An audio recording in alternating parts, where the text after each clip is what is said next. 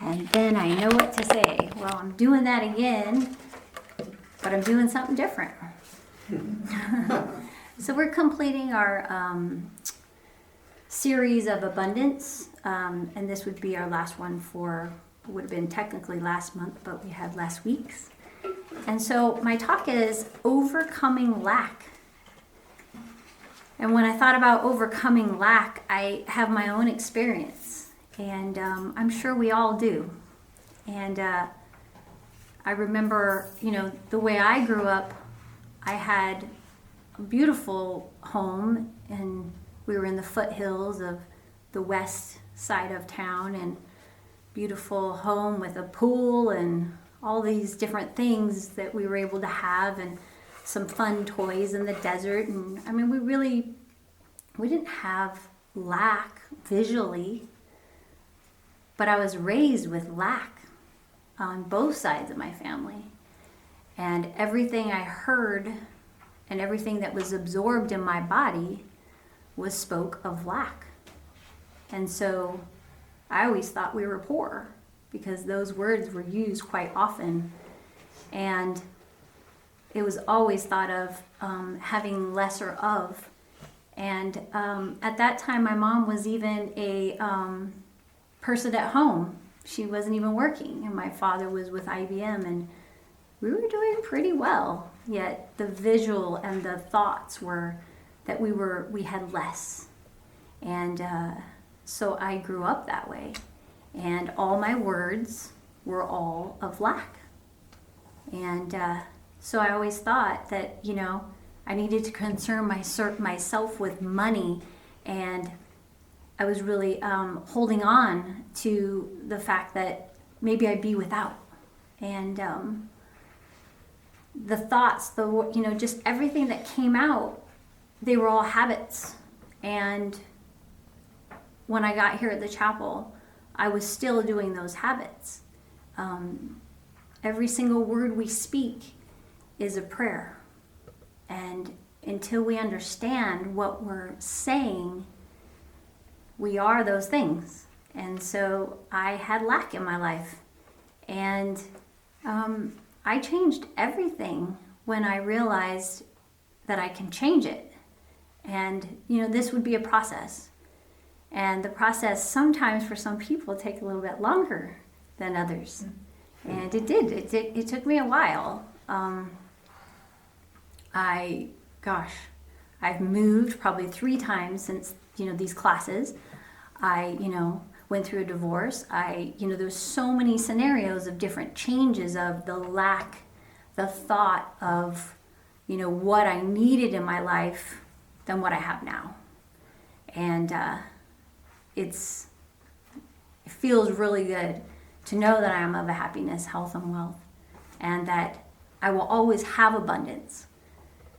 But it's really hearing your words and really getting into a habit to remove the old and replacing it, and knowing when to replace it, and knowing when you're ready to let go. Lack is really heavy, and if you don't know that you're ready to let go of it, then you'll just constantly keep it in your lineup. Even if you say you're going to get rid of it, what are we replacing it with? And so there's an empty place. If you say you're going to get rid of it and you relive it, you're reliving it. It's back in. And it'll sneak up on you, Lack or any habit, they don't want to go away, even if they're good ones. Think of it that way too. If they're good ones and you're trying to get rid of them, they're going to keep reminding you of what's good, and until it's time, and it takes a practice to really remove things and replacing them. So once I did that, things really started changing, and my world, I ended up doing quite a bit of different things. Lack too, overcoming lack is really a beautiful process. It's how we are with our bodies and ourselves, our human selves, we are expanding all the time, and our expansion is the reason why we're here. So to overcome lack would be a part of that, moving into evolution and moving into our higher selves, and really feeling what it feels like to change, and to allow that process is such a beautiful experience in itself, and not getting in the way of it is a big deal.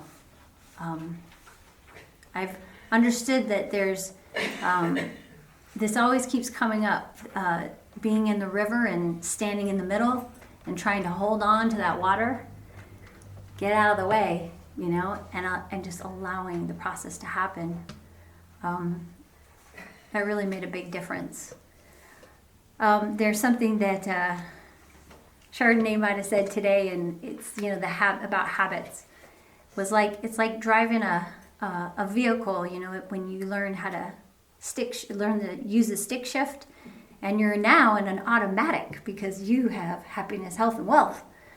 But now you're using your foot to put into the, you know, that you're going to change the gear, and you want to put your foot in this, you know, to change your gear, and you habitually go back to that.